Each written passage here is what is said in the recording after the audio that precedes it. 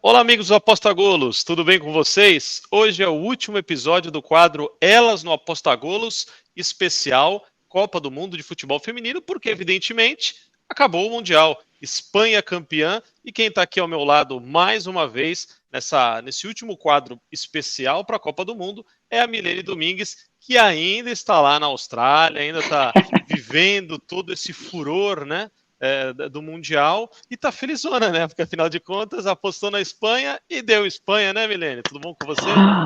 Tudo ótimo, fazendo, desculpa, assim, o cenário todo bagunçado, eu tô fazendo mala, minha gente, e numa grande missão, uma missão mais difícil do que ganhar a Copa do Mundo, que é enfiar tantas coisas dentro de apenas 2 malas, mas enfim, estou muito feliz. Ontem foi um dia muito especial, por vários motivos, né, viver essa Copa do Mundo, mas sobretudo porque eu tenho um carinho muito grande pela Espanha e uma história pelo futebol feminino espanhol. Então, vê-las, né, sendo campeãs mundiais e ver que em 20 anos o que foi construído ainda falta muito, porque, como eu falei, eu tenho conhecimento de pessoas, né, que trabalham lá internamente e que lutam o tempo inteiro por vários direitos das jogadoras, mas ver que isso, o extracampo, não influenciou negativamente no campo, porque a Espanha não só ganhou a Copa do Mundo, como demonstrou um lindo futebol. Quem assistiu ontem a final, tomara que concorde comigo, mas foi um jogo bonito, um jogo digno de uma final de Copa do Mundo. Então, muito feliz, e de estar lá no campo, né, louca para rolar uma bolinha lá, para fazer uma embaixadinha, mas ninguém deixou. Elas têm tanto controle de bola que no aquecimento não teve uma bola próxima de mim, mas foi muito maneiro, foi muito gostoso. Acabou, tô triste por causa disso, mas eu confesso a vocês que tô feliz que eu vou voltar para casa, porque já são mais de 30 dias aqui, e dá aquela saudadinha de casa. Mas falando um pouco mais do jogo, Milene, como você mesmo já disse, Espanha e Inglaterra, a gente esperava mesmo que fosse um jogo de muita qualidade técnica, porque a gente falou sobre isso, né?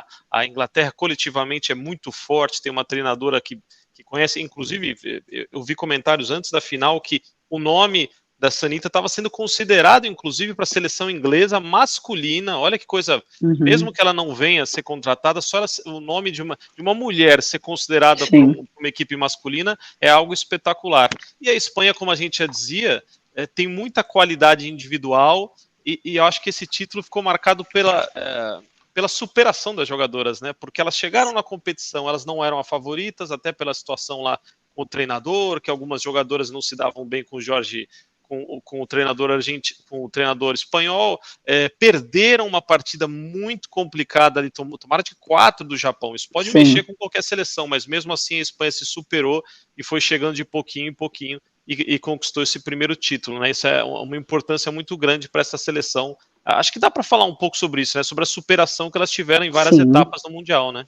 Eu sempre tive a Espanha como uma das minhas favoritas, né, colocava ela junto com os Estados Unidos, junto com a Inglaterra também estava entre essas favoritas, e França, mas aí eu também falei que eu precisava ver o primeiro jogo delas, porque o extracampo tinha 2 vertentes, uma de dar muito mais força, ânimo, vontade, raça e superar o extracampo, ou abater realmente e elas deixarem para lá, bom, né, não estamos com ele e tá tudo ok, e vamos já cumprir o nosso papel de jogar, e ok.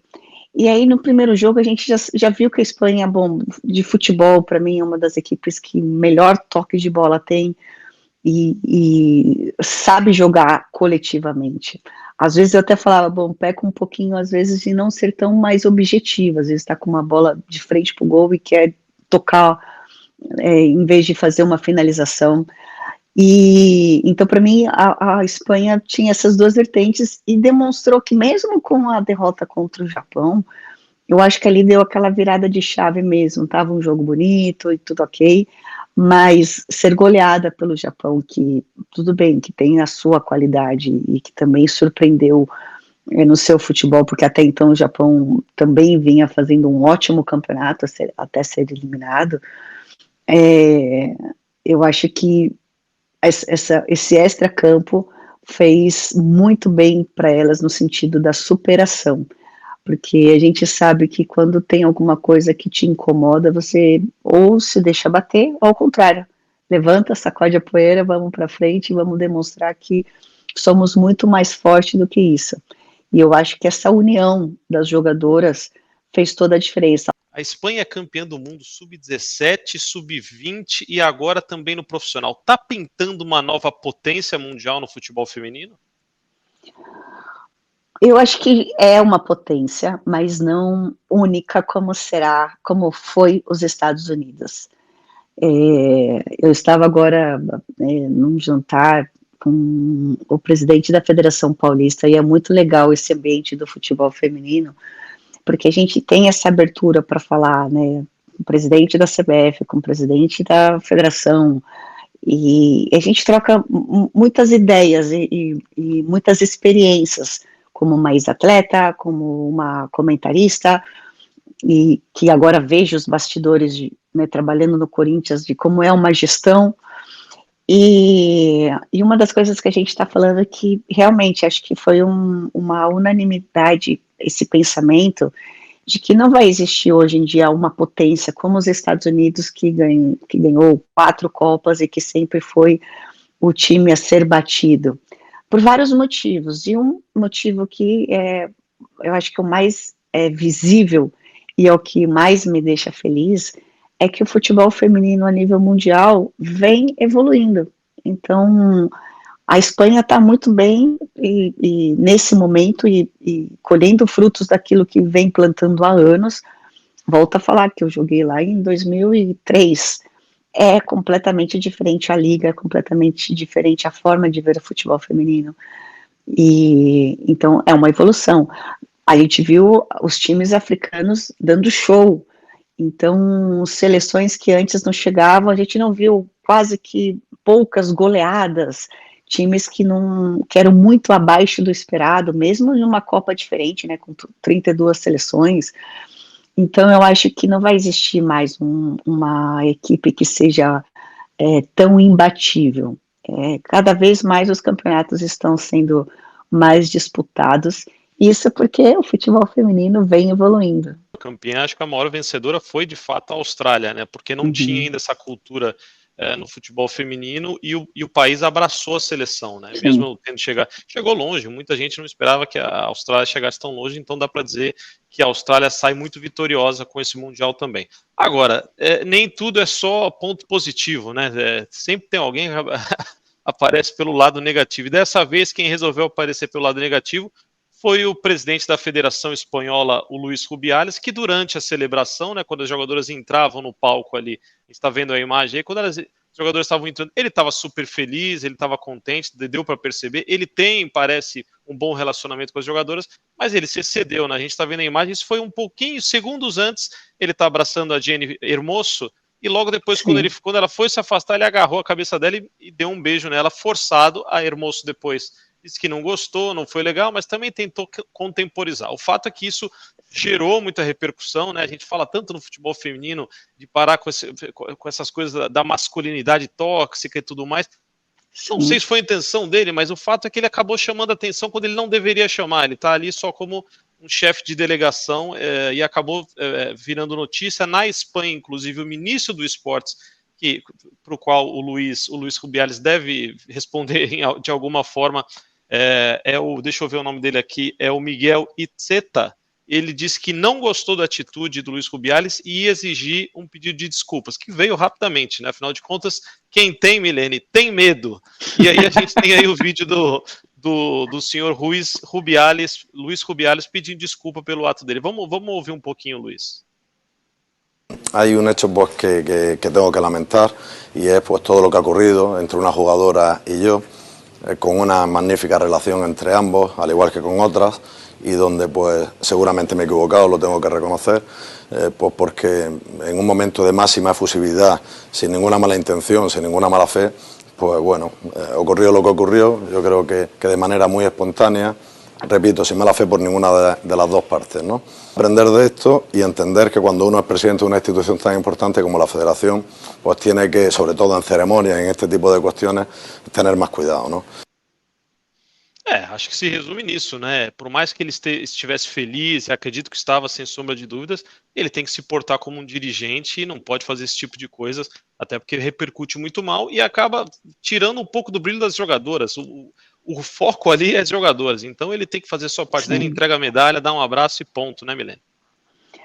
E eu escutei bastante pessoas, né, aqui ao redor, porque, obviamente, existe uma comunidade brasileira muito grande ainda aqui na Austrália, de pessoas, né, que estão ainda trabalhando, a maioria já deve ir embora nesse decorrer desses dias, mas a pergunta que a gente sempre faz é assim, vocês fariam isso, né, no caso, Rubiales, faria isso se tivesse ali, sei lá, o Iniesta?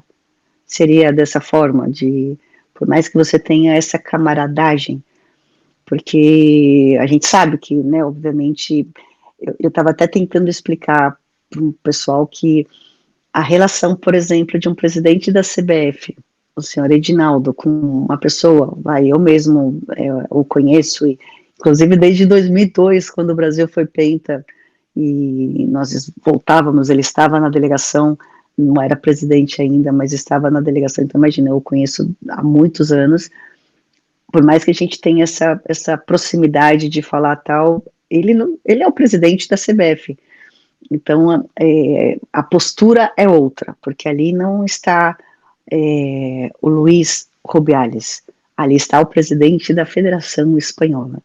Eu acho que às vezes você ter esse bom senso é muito importante. E aí se torna pior o ato, porque acaba sendo intencional ou não intencional, pode ser visto como um assédio, né? Porque você está lá e acaba beijando uma mulher que não te permitiu fazer isso. Então, entra em várias questões que a gente não precisa falar disso, né? Não, imagina, a Espanha pela primeira vez campeã mundial, depois de toda a turbulência extra-campo, antes de chegar lá, e aí elas chegam com muita raça, com muita luta, com muita união, vencem o Mundial, jogando um bom futebol, e aí na hora da comemoração ter que falar de um presidente que deu um beijo na jogadora porque estava muito empolgada, é muito chato. Então, bom, obviamente o pedido de desculpa foi feito, mas eu acho que quem tem que desculpar e quem tem que se sentir menos desconfortável, enfim, é a Hermoso, que foi a que recebeu o beijo, que foi a que sentiu. Eu sei também que ela não gostou do ato, mas enfim, que também não levou isso adiante, porque a grandeza da conquista de uma Copa do Mundo é tão grande, e eu as entendo muito de dentro do campo, como um time que não estava desacreditado, mas que sofreu muito para chegar numa Copa do Mundo e jogar esse futebol. Milene, agora para finalizar, já que o Mundial acabou, eu queria também, mais uma vez, aquele bate-pronto seu, aquela rapidinha, perguntas resumindo o Mundial. Então eu te pergunto e você pensa aí rápido e já me dá uma resposta, tá bem? Fechou. Qual foi o melhor momento da Copa do Mundo de futebol feminino? Para mim, estar em campo na final. Fazer a final de dentro do campo. Sentir como atleta, como uma ex-atleta, como uma jornalista, comentarista, e vivenciar desde não ter ninguém no estádio, porque chegamos cedo, né, minha gente? Até quase expulsarem a gente para fechar, para apagarem as luzes. Então, assim, eu pude viver a final da Copa do Mundo feminina, 20 anos depois da primeira Copa que eu participei, jogando, do início ao fim, uma final. De quando abriram as portas até quando fecharam as portas. Eu agora ia te perguntar qual momento mais te emocionou, mas eu acho que é a mesma resposta, não? Eu acho que a abertura me emocionou bastante, porque eu tive a sorte, a bênção de entrar no vestiário da seleção feminina brasileira. E também passou outro filme na minha cabeça sobre 2003, que a gente tinha um roupeiro, obviamente, mas éramos nós que levávamos nossas coisas. Então a gente tinha lá a nossa camisa de jogo. Agora a chuteira, essas coisas, sempre fomos nós que... O uniforme de jogo era camiseta, shorts, meião. E aí ver tudo arrumadinho, e a toalhinha, detalhes, coisinhas que eu sei que acontecem no masculino e que eu também vejo que acontece no futebol feminino com o Corinthians, né? Eu entro no vestiário do Corinthians quando o Serginho tá lá colocando as roupas. Então, ver esse acolhimento para as atletas, esse meu sentimento de, caraca, primeiro, estou num lugar sagrado, porque para quem é atleta sabe que vestiário é um lugar sagrado, principalmente pré-jogo, que ali não deve entrar todas as pessoas, ali é um momento muito íntimo, e ver toda essa infraestrutura. Então isso também foi um dia que eu me emocionei bastante. E qual foi o momento que mais te decepcionou? A eliminação do Brasil. Porque a eliminação do Brasil em fase de grupos, porque assim, o Brasil não era favorito a ganhar o título, por mais que Copa do Mundo é jogo a jogo, mas nem nos piores pesadelos eu pensava que o Brasil não poderia se classificar para as oitavas de final. Então, e ainda estando lá, assim, o jogo contra a Jamaica foi um jogo horroroso, e eu estava tão convicta que o Brasil não ia só ganhar, como iria golear, pelo que tinha acontecido no jogo contra a França, né, esse chacoalhão. Mas infelizmente foi ruim, um jogo ruim, um empate e uma desclassificação. E aí a gente tem que fazer um pós-jogo, né, vendo a cara de todo mundo e esse sentimento de derrota, né, um empate com um sentimento de derrota, não só naquele jogo, derrota numa visibilidade da modalidade. Então esse foi um momento bem decepcionante. Para finalizar, foi o Mundial mais técnico, de maior nível técnico que você acompanhou? Ah, com certeza.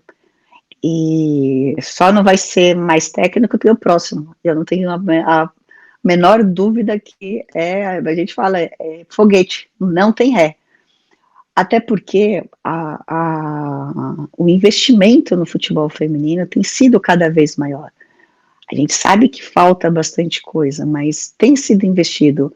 Volto a falar que hoje eu tive a grande oportunidade de conversar com bastante pessoas da FIFA, e é investido cerca de milhões por mês a nível mundial no futebol feminino, desde da popularização do esporte até investimento em clubes já mesmo, né, que tem menos condições.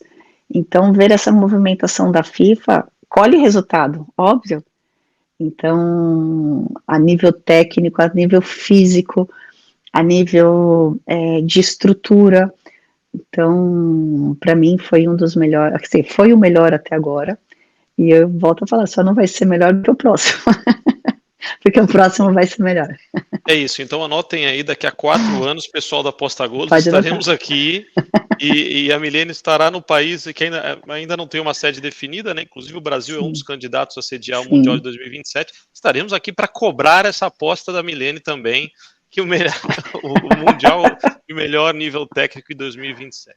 É isso, termina então o quadro Elas no Aposta Golos especial Copa do Mundo de futebol feminino, mas o quadro Elas no Aposta Golos continua falando com personalidades, assim como a Milene, importantíssimas para o desenvolvimento, no caso dela, do futebol feminino, mas também de outros esportes que a gente vai continuar em busca. E a Milene ainda vai participar ativamente aqui com a gente quando óbvio que a agenda é super complicada, mas sempre que possível vai participar com a gente para falar um pouco mais da área dela do futebol feminino.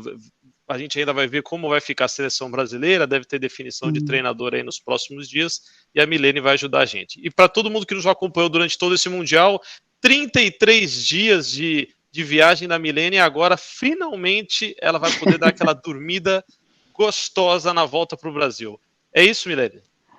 Eu morro de medo de avião, né, gente? Vou confessar a vocês. Aí eu Ixi, falo então vai ficar assim, toma um acordado. remedinho. Aí eu fico pensando, olha o pensamento. Eu falo, não, tomar um remédio, mas se acontece algo, eu vou estar meio grogue. Bom, se acontecer algo, aconteceu. Não vai ter como eu escapar. Mas tomara que o voo seja tranquilo, porque normalmente é um pouco turbulenta. Mas enfim, não importa. Eu acredito muito em Deus e vai dar tudo certo. Já estou em casa. Mas assim, você sabe que a Austrália está logo ali. Então, daqui 2 dias a gente se fala, eu vou estar chegando. É isso. Mas é Milene, isso. muito Obrigada obrigado de por tudo, coração. obrigado por participar e ser a nossa embaixadora posta-golos nesse Mundial, viu? Eu que agradeço imensamente e muito obrigada sempre por levar o nosso esporte adiante, porque isso faz total diferença, essa visibilidade. Todo mundo dando essa visibilidade, com certeza é um ciclo. Mais visível, vem mais patrocinadores, vem mais investimento, melhor futebol. Então, vocês fazem parte disso também. Obrigada a todos os que acompanharam a gente. Acabou, não deu para o Brasil, mas a Espanha, que é meu segundo país, né, gente? Morei tantos anos lá, foi campeã e eu fiquei muito feliz por fazer um pouquinho de parte dessa história do futebol feminino lá e me sinto muito lisonjeada. Então, obrigada, um beijo no coração e chega no Brasil, você fala, vai descansar, não, tem campeonato paulista feminino, tem campeonato brasileiro, semifinal de campeonato brasileiro, o bicho vai pegar. Então, o futebol continua, o futebol sempre tem. Beijo.